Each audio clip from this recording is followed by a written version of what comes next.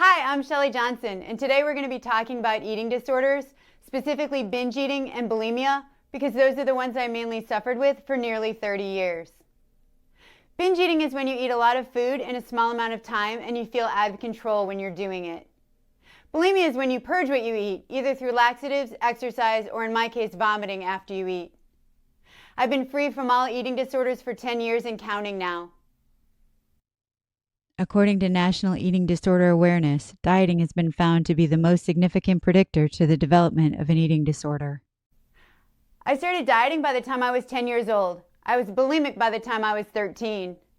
I'd go into the bathroom after I ate and stay there until I threw up everything. At the worst of it, I was doing that 5 or 6 times every day.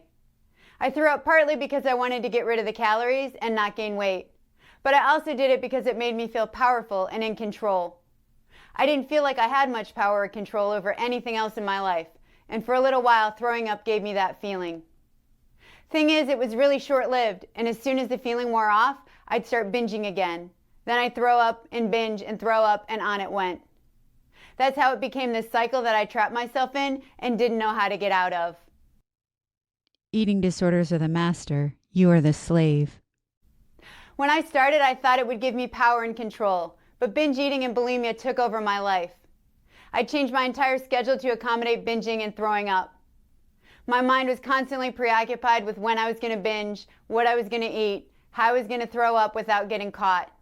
I started avoiding people and sneaking food and hiding everything I was doing. I was swamped by feelings of shame and humiliation to the point where I just hated myself. Not just hating my body, but hating who I was as a person. I focused my energy on keeping it a secret. And that's how it started out innocently enough, with me just wanting to feel powerful and in control, and turned into this thing that enslaved me, so I felt in control of nothing, and the eating disorder felt in control of everything.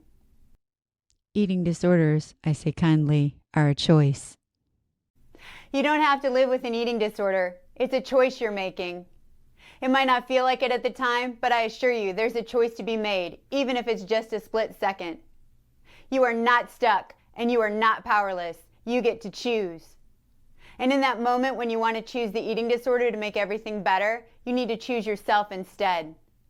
You need to befriend yourself and sit with what you're feeling and decide that you're important enough to do whatever it takes to heal yourself. The first step to save yourself is to change what you believe. The first step out of an eating disorder is to change what you believe. You will absolutely live out what you believe.